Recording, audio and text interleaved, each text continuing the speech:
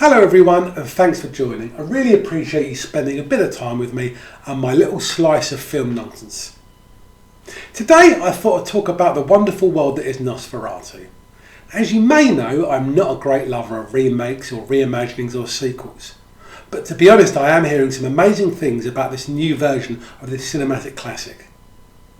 Now, this isn't a world that I'm particularly familiar with, to be fair. I do love the original 1922 German silent film. I think that is a true masterpiece in every sense of the word. Now, it actually turns out there are 6 separate Nosferatu movies available to watch. So we've got that original from 1922. Then in 1979 we've got Nosferatu the Vampire. Then 1988 we've got Vampire in Venice. Then we've got Shadow of the Vampire in 2000. And then in 2023 we have the last Nosferatu. And then finally we've got from 2024 from Robert Eggers, cleverly named Nosferatu. Now that's a whole bunch of Nosferatus. I'm not sure what the plural is for Nosferatu. Nosferatu? So looking at this list, I thought before I watched the newest one, that is, if there isn't another remake before writing and filming this video, I'd go back and watch the very first remake from 1979. Then I could determine if the 4 other versions were really necessary, and also hello to my dog Luna, by the way. Luna! Cameo. So in 1979 we had Nosferatu the Vampire. This movie was both written and directed by the legendary German filmmaker Werner Herzog. And it starred his arch nemesis and constant collaborator Klaus Kinski in the title role. Now, the relationship between actor and director is really well documented because it really was crazy. And I really recommend, if you haven't already, just go and have a read about these two together. They were always made for craziness on set, but always really interesting films. Herzog has gone on record a few times talking about why he believes the original 1922 movie was the best film that ever came out of Germany and one of his personal favourite films of all time. And this made him really eager to create his own version. He didn't really want to remake it, but ultimately to pay homage to what he considered to be a masterpiece. He also had that extra benefit of blending the 1922 story with its original source material, which was Bram Stoker's Dracula. And this allowed him to use the original plot themes and character names, specifically Count Dracula. Now, the original from 1922 didn't actually have that luxury due to rights issues at the time, so that's why there's no mention of Dracula in it. But these issues by 1979 were no longer a problem, as the original source material was now in the public domain. He also thought he could deepen the theme of a film as well, in a way the silent movie couldn't do. But to create the movie he wanted, he only had a very small budget and a really minimal crew. And one of the fun facts about this movie is that actually 2 cuts exist. One where the actors all speak in English and one where they speak in German. Now, for this review I watched the English version. Now, the only reason is I just simply couldn't track down the German one. Although it is interesting to note that Herzog believes the German one is better for being in his native tongue. But I'm going to have to take his word for that. Like earlier versions of the Dracula story, Nosferatu the Vampire has the same basic plot. We have Jonathan Harker, played perfectly by Bruno Ganz. He arrives in 19th century Transylvania. His aim is simple. He needs to find Count Dracula, played by Klaus Kinski, so he can sell the mysterious man a property in Wismar, Germany. En route to Transylvania, which turns out actually to be a 4-week journey, Jonathan Harker stops at an inn, only to be warned very quickly of his destination by the locals. And they tell him in no uncertain terms that Dracula is in fact a vampire and the dangers that he really faces. Upon meeting the reclusive Dracula, Jonathan Harker is quickly taken aback by his really unusual behaviour and even odder vampire-like features. Soon this sneaking suspicion and prior information is proven true and horror quickly ensues.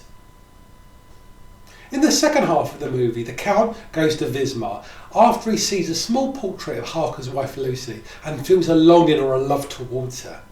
And as he travels there, he brings with him death, destruction, plague, and frankly, more rats than I've ever seen in any other film before. So what's this film really all about? Well, it's about love, it's about loss, it's about loneliness, emptiness, empathy, how fragile society really is. I think there's a quote from Herzog that sums it up really nicely, actually, and does a far better job than I ever could. This is what he said. I tried to humanise him by presenting the vampire as an agonised, sad and lonely creature, desperately thirsty for love, but terrifying simultaneously. I wanted to endow him with human suffering, with a true longing for love and, importantly, the one essential capacity of human beings, mortality. The vampire isn't realistic, but he is very human. Now, remakes are rarely decent, and I mean rarely, and there are very few exceptions. This film in particular, though, fits into that latter category for me. Now, the problem with remakes tends to be that they are solely made to reap monetary rewards from classic films. Basically, keep that cash cow going. But to me, this isn't the case here. This really is Herzog's love letter to the original film. So what did I think about this movie? Well, visually, as you can expect from Herzog, it's stunning. It's really beautiful to look at. It has really beautiful lingering shots. I think there's no rush to the movie, although it doesn't outstay its welcome. But for me, what got to me mainly was the soundtrack. I thought the use of music was incredible. It had Wagner all over it, which I thought was a really nice touch, and it had such a haunting soundtrack that kind of stayed with me long after the action had finished. Then you've got those performances, and we've got to talk about Klaus's performance as the Count. Now, you could argue that it was a bit hammy, and you could argue it was a bit over the top. I personally didn't feel that. I thought it was pitch perfect. You really got a sense of longing from this Count. He was a terrifying figure, but he was also a pathetic figure to a certain degree as well, longing for something more than himself. And it really captured the spirit of, to me, what Dracula is all about. It's about that longing or love or mortality. It has all of those themes in it. And he did that on occasion with very little words, just a look or a gesture. I think what also makes this film interesting is its rating, and I think it's a PG, so it's a family-friendly rating. And there's barely a visible blood of drops spilt on screen. But the filmmaker makes us really unsettled from the opening credits all the way through to the end of the movie. To me, this film is a really poetic experience in many ways. Due to its leisurely pace, low-key tone, and it makes it a really unusual horror movie, that combined with the acting and soundtrack, I think it's a complete success. Now, it absolutely blew me away. It was so much more than I thought it was going to be. I thought I was going to see another run-of-the-mill vampire movie, but this told the story in such an unusual way that it's kind of stayed with me long after the film finished. I'm actually worried about how good the new version is going to be compared to this, because I think I might have just found one of my favourite ever horror movies. To me, this was 5 out of 5. I'd love to know what you think about this. Have you seen both of them? If so, which one's your favourite? Please let me know in the comments.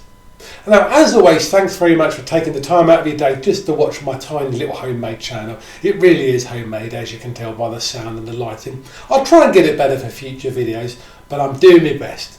As always, I really appreciate your time. Have a great weekend. I'll speak to you later.